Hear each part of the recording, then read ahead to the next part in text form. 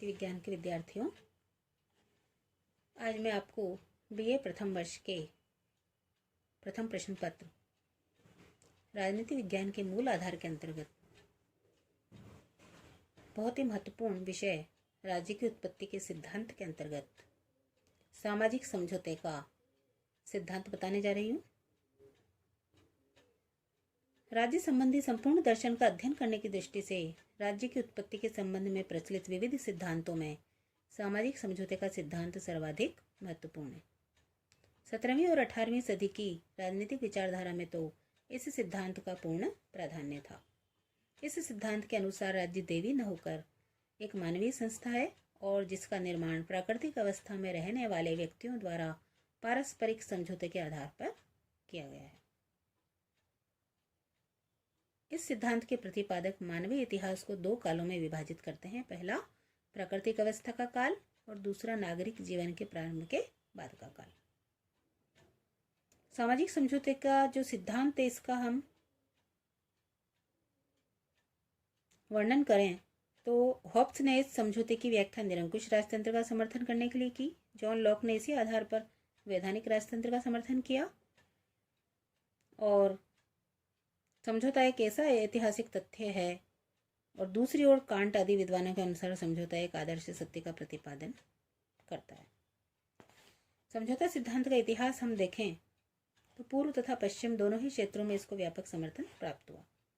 महाभारत के शांति पर्व में इस बात का वर्णन मिलता है कि पहले राज्य नहीं था, उसके स्थान पर अराजकता थी। ऐसी स्थिति से तंग आकर मनुष्य ने परस्पर एक समझौता किया। ब्रह्मा के परामर्श से मनु को अपना राजा और शासक स्वीकार किया। कौटिल्य ने भी अपने अर्थशास्त्र में इस बात को अपनाया है कि प्रजा ने राजा को चुना और राजा ने उसकी सुरक्षा का वचन दिया। जैन और बौद्ध साहित्य में भी राज्य संस्था का आधार समझौते को ही माना गया। पश्चिम में इस सिद्धांत का प्रतिपादन सर्वप्रथम यूनान के सोफिस्ट विचारकों के द्वारा किया गया। इन विचारकों का कथन था कि मनुष्य स्वभाव की मूल प्रवृत्तियां भय और स्वार्थ हैं। एपिक्यूरियन विचारधारा वाले वर्ग ने इसका संगठन किया। रोमन विचारकों ने भी इस बात पर बल दिया कि जनता ही राजसत्ता के अंतिम स्रोत है।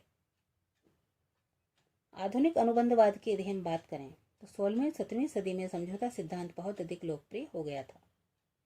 ऐसी स्थिति में लेगवेट, जॉर्ज बुशनान, अल्थुसियस, सुआरेज इत्यादि लेखकों ने इसका प्रचार किया। रिचर्ड हुकर प्रथम अंग्रेज लेखक थे जिन्होंने वैधानिक रूप में समझौते की तर्कपूर्ण व्याख्या की।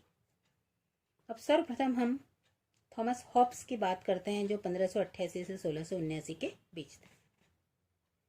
हॉब्स इंग्लैंड का महान दार्शनिक था और उसकी विचारधारा पर दो बातों का स्पष्ट रूप से प्रभाव था। पहला, उसके मन में व्याप्त भय की भावना और द्वितीय, राजवंश के व्यक्तियों से उसका संपर्क।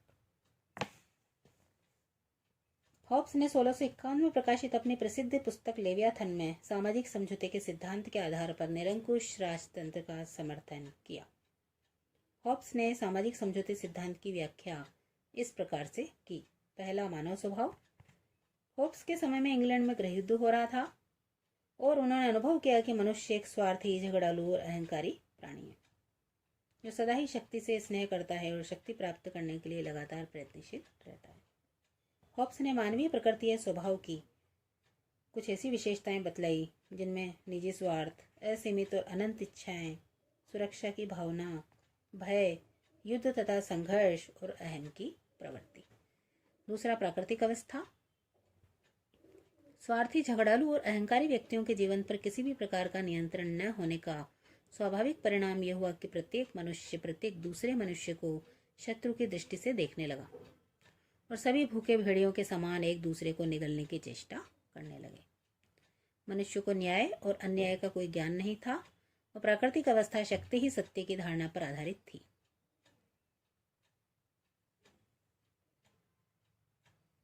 समझौते के कारणों में देखें तो जीवन और संपत्ति की इस अरक्षा ने, मृत्यु और संहार के इस भय ने व्यक्तियों को ये विचारने के लिए प्रेरित कर दिया कि इस असहनीय प्राकृतिक अवस्था का अंत किया जाना चाहिए। इस प्राकृतिक अवस्था का अंत करने के उद्देश्य से व्यक्ति एक राजनीतिक समाज के निर्माण की ओर प्रेरित हुए। और समझौते का स्वरूप यदि हम अंत में देखें तो नवीन समाज का निर्माण करने के लिए सभी व्यक्तियों ने एक समझौता किया। हॉब्स के मतानुसार यह समझौता प्रत्येक व्यक्ति ने शेष व्यक्ति समूह से किया, जिसमें व्यक्ति प्रत्येक दूसरे व्यक्ति से कहता है कि मैं अपने ऊपर शासन करने का अपना अधिकार इस व्यक्ति अथवा इस जनसभा को इस शर्त पर सौंपने की स्वीकृति देता हूँ कि तुम भी अपने सब अधिकार इसको सौंपोगे और इस तरह उसके सभी कार्यों की स्वीकृति दोगे। नवीन राज्य का स्वरूप यदि हम देखें तो होब्स अपने समझौते के आधार पर एक ऐसे निरंकुश राजतंत्रात्मक राज्य की स्थापना करता है जिसका शासक संपूर्ण शक्ति संपन्न है। इस प्रकार होब्स समझौते के परिणाम स्वरूप निरंकुश राजतंत्रात्मक शासन व्यवस्था की स्थापना करता है और इसी कारण होब्स के सिद्धांत की आलोचना भी हुई। जो कटु आलोचक थे उन्होंने कई तर्क दिए, जिनमें पहला था कि मानव स्वभाव का विश्लेषण एकांकी। होब्स ने जो मानव स्वभाव का चरित्र बताया वो केवल व्यक्ति के स्वभाव का एक पक्ष है। व्यक्ति यदि स्वार्थी है तो वो सामाजिक प्राणी भी है, उसमें दया, सहानुभूति, प्रेम के तत्व भी पाए जाते हैं। दूसरा, प्राकृतिक अवस्था का वर्णन अवास्तविक। होब्स के द्वारा प्राकृतिक अवस्था का जो चित्रण किया गया वह न तो ऐतिहासिक है और न ही वास्तविक है। तीसरा, अतार्किक।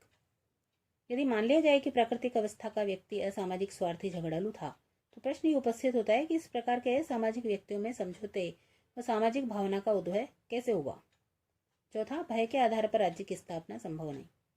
होब्स के द्वारा भय और स्वार्थ जैसी है भावनाओं के आधार पर राज्य की स्थापना जो बताई है वो नितांत अनुचित और असंभव है। पांचवा, स्वेच्छाचारी और निरंकुश शासन की स्थापना। होब्स के द्वारा जिस स्वेच्छाचारी और निरंकुश शासन की स्थापना की गई वह अत्यंत ही भयंकर है। उसने शासन की शक्ति पर कोई भी नियंत्रण नहीं लगाया और ऐसी स्थिति में व्यक्तियों की स्वतंत्रता, जीवन और संपत्ति कुछ भी सुरक्षित नहीं रहे। छठा, राज्य और सरकार में अंतर नहीं।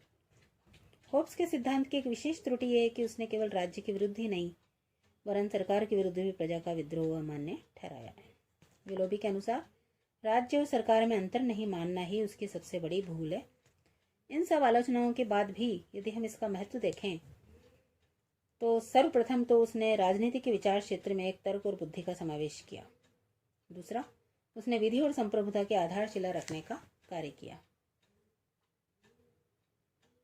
होब्स के दर्शन के महत्व के संबंध में वेपर ने ठीक ही लिखा है कि आने वाली संतति का प्रायः उससे मतभेद रहा है, किंतु ये कहना अतिशयोक्ति न होगी कि उसमें उन्हें एक ऐसी खान मिलती है जिसका खोदना श्रेयस्कर है, क्योंकि उसमें से एक मूल्यवान धातु निकलती है। धन्यवाद।